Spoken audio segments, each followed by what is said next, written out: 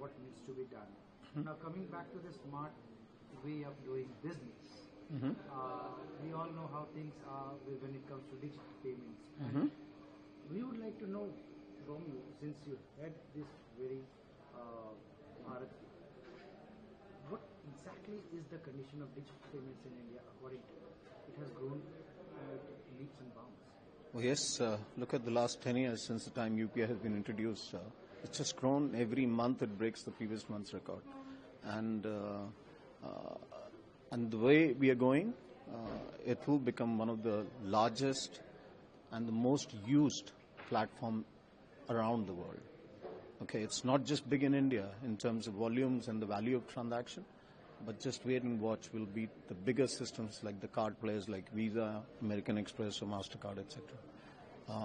Today, almost everyone in India uses UPI.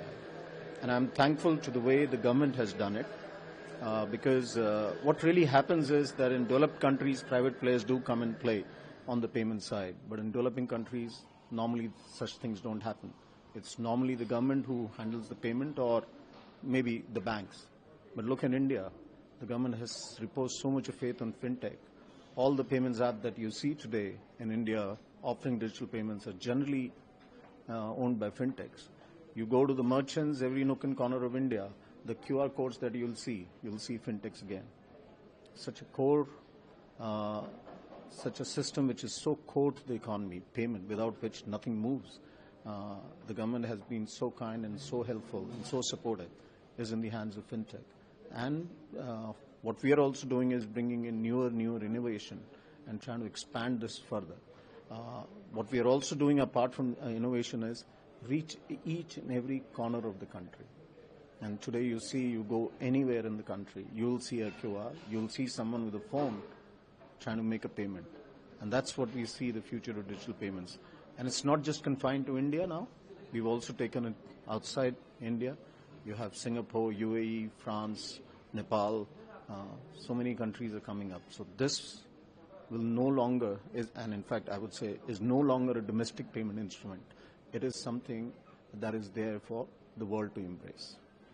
You spoke about the expansion of digital payments scheme via the QR code, things like that. We are leading in it, especially I'm talking about India. We are leading in it, means like, and you also have competitors like Google Pay, you have Phone Pay, you have things like Paytm, and several other banks are also using it. How do you differentiate your company from with other competitors? My first question. And second is like on the expansion front. When you are expanding internationally, how do you, what's your take, especially to build that infrastructure in those particular countries? What exactly needs to be done and how? Okay. First question, you said what distinguishes us from the competition. See, payment and the QR code or even the app is more like a commodity. Payment can never be a specialist thing. It's always a commodity. So everyone sells the same thing. I sell nothing different. We also bank on the UPI rails just like a Google Pay, a Phone Pay or a Paytm. What really distinguishes is the service and the connect with the merchant and how far and how quickly you respond to a request from the merchant or the need of the merchant. And that's what we excel in. Today, you'll interact with some of the merchants who've come here. Just ask them. Every time they felt there is a need for them, whether it's a capital requirement for their shop, whether it's some event happening at the home, a festival event or a sad event, kids' school fees, buying stocks, Bharatpe has always been there for them, for helping them out when they needed it most. And that's what the partnership we have built. And that's what distinguishes us from others. As far as the international expansion is concerned, UPI is growing everywhere. Okay, and you'll see many more countries coming in. Bharatpe's focus right now is only on Bharat. We only want to, grow a little bit more, go a little bit more deeper and expand in Bharat. We're not so much looking at going into another country and opening Bharatpe. As the name suggests, it's more to do with Bharat than for anything else. So our current focus is keep doing what we're doing within the country but you never know. In times to come, we'll like to expand in other countries as well. Last question. Go ahead, please. The last one. The last one. The last one.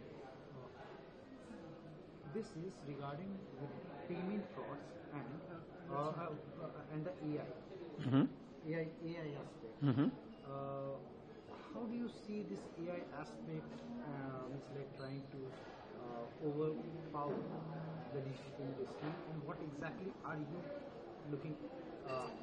So let's not bring AI into this, because AI's most use cases are towards customer service, data analytics, voice bots, something on the tech in respect of coding, etc. Payment, AI has been used not directly. It is used indirectly in data analysis, etc.